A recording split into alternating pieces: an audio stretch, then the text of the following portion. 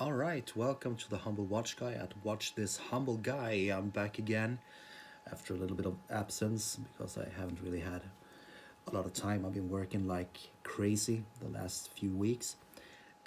So, what are we going to talk about? We're going to talk about quartz watches. Why and why not, possibly. But let's focus on the good stuff, to begin with. Why? Yeah, well, quartz movements are really nice and slim, slender, keep excellent time. Um, if you're not familiar, a quartz watch uses a quartz crystal, and the beauty with a quartz crystal is when you have a current passing through it, an electric current, it's gonna vibrate, it's gonna oscillate at a given number of oscillations per hour or minute or however you want to see it. I'm not an expert. I'm just winging this as usual, the usual good stuff. Yeah. So and that means that you can rely on it to keep track on time. So it's a lot easier than a mechanical movement, which is a lot more complicated. If you consider how it's built, it's a more complicated machine basically. So yeah, it's a lot slimmer and it's a lot cheaper to build, and it keeps a lot better time. I mean, why wouldn't you want something like that? I mean, it was a revolution, for good reason when quartz sort of took over the industry in the 70s, with Seiko being the leading mark leading mark to bring them out, in 69 actually, with their Astron watch. So I've got a few examples where I think it makes perfect sense to have a quartz movement instead of a mechanical movement. And a couple of them, one of them you've seen before, and it's my beloved little Seiko from the late 70s, I think, 79. And like I said before, this is ridiculously slim and lightweight and really, really nice to wear because of that. And yeah, so that's one of the reasons. That's a slim thing, and I adore that. And it still works. Nothing's been done to it since it was built, and zero maintenance, except for, of course, changing the battery every 2 to 3 or 5 years or whatever it is. It sort of depends. And the other good example I would say is any digital watch. I mean, I love digital watches. Love Casios. I got a bunch of them, and so they can do a lot of cool things in a really slender package as well. I mean, look at that one, that profile. So nice and thin. I think it's like 10 millimeters at the absolute fattest point, and it slims down. This one you can do calculations on, and you can store some data like phone numbers and stuff like that. It's a really cool piece, and one of the nerdier watches you can get for maybe like $60 or something like that. Really fun thing to have. And then you have what's it called, chronographs, and basically my reasoning behind having a quartz chronograph is that it's so much less expensive. And this one is a straton in that 70s-esque style. Really nice watch, great build.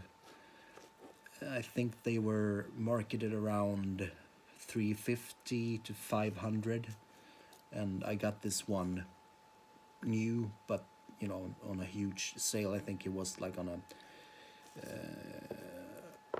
auction site, and they didn't have like a, you know, it started off at around 150, and I got this sucker for like 200. And this one is a mecha quartz, so it's actually a mechanical. The chronograph is mechanical, so when you engage it, get that nice snap, and as you can see, it actually ticks around with 5 ticks per second, making it look really like a mechanical watch. And it also snaps back. Boop. So I mean, to buy something like a vintage chronograph or a new one, it's going to cost you a hell of a lot more if you're not, you know, if you're not super lucky, and it's chances are you're going to get something that's not going to work properly if you pay something around the $200 to $300 to $400 mark. I think you should know what you're doing if you're gonna go down that route, and I surely don't know enough about old chronographs, and it's a lot more complicated than just a normal watch movement. So yeah, to me it makes sense to stay away from vintage chronographs, and if you buy a new one, it's going to be a lot more expensive, of course. I mean, around the cheapest one I've seen with like a 750 valve shoe movement, I think it's around maybe 800, somewhere around those lines anyway. So I mean, it's going to cost you considerably, and they're really thick and bulky. I mean, not that this one isn't. This is pretty bulky as well, but I don't think you're gonna save any. It's probably gonna be bigger if it's mechanical, and this one is around. Let's have a look. See, I would say 14, but I'm not sure, so we'll have a bit of a look. Yeah, 15 is probably closer to it, but it sort of sinks into your wrist, and the sapphire is actually slightly domed, so that makes it look a little bit slimmer. It wears like maybe a 13, like a normal diver, I would say. So that's a cool thing. And this one, I've saved this for, well, not last, but second to last. I actually got another idea while talking about this. This is a Seiko early 80s twin quartz movement. They were having a lot of, they were trying to make it even better, you know, in the 70s, and twin quartz was one of the things that they were doing. So it basically has two crystals, and what it does, it keeps the movement more accurate because it works better in different temperatures. It picks the time between the two crystals. I think it's actually a couple of different ways to do that. But anyways, bottom line is that this one is plus or minus 20 seconds per year, so it's ridiculous. And I've actually tested this one, and it's bang on.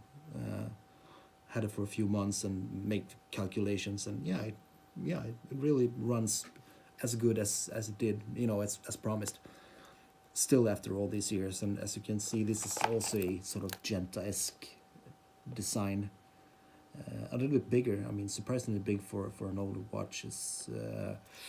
Maybe it's probably nothing more than 37 or 38. Actually, it's 36, but it wears bigger.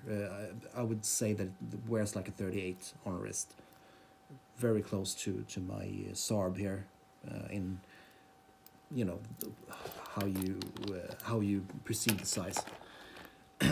Yeah, so there you have a good few reasons to buy a quartz watch. And the last one is actually one of my absolute favorite watches. This is a Citizen stiletto, sort of dress watch kind of guy.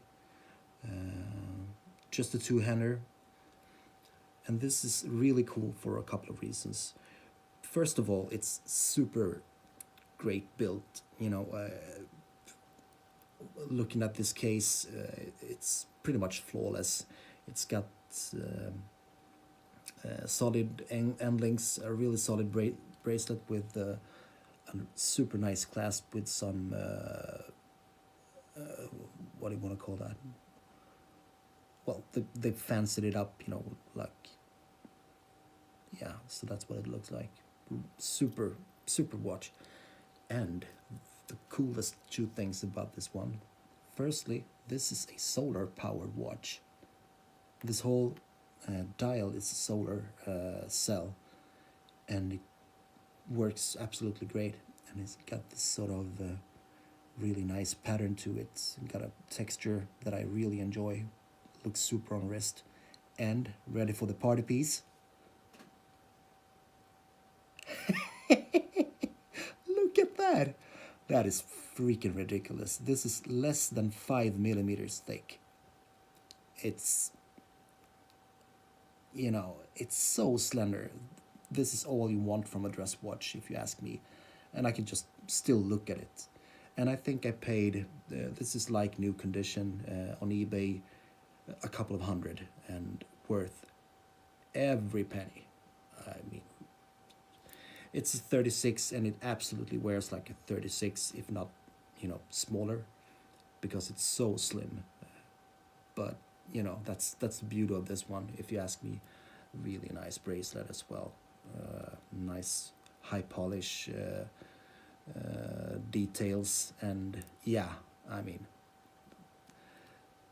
you can't get this much out of a mechanical movement. I mean, to get it this slim, maybe some hand winder are. I'm not sure.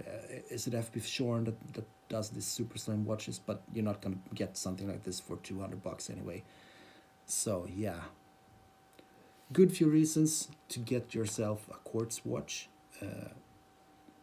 In my opinion, you shouldn't overpay for a really cheap quartz movement or quartz movement watch. I mean, these are all examples of really nicely built, and the money has gone in the right way. It's nice movements from manufacturers that know what they're doing. I mean, Seiko, and this Mega Quartz is actually a Seiko movement as well. Casio make great movements, and Citizen's solar powered movements are probably the absolute best ones. So yeah, stay away from cheap ass perfume manufacturer watches. I mean, don't pay a couple of $100 for crap like that. If you buy something out of AliExpress for like $10-20, sure, do that if you want to, but I wouldn't recommend it. But at least you're not gonna get screwed, because that's probably what it's worth, to be honest. And also, no beer today, Swedish tobacco, but no beer. I'm actually drinking Prosecco because I have one day off tomorrow. So I'm gonna get myself a nice big hangover tomorrow. And yeah, it's gonna be worth it, I think, anyway. So thank you so much for sticking around. Have a really good one, and I'll see you soon. Bye-bye.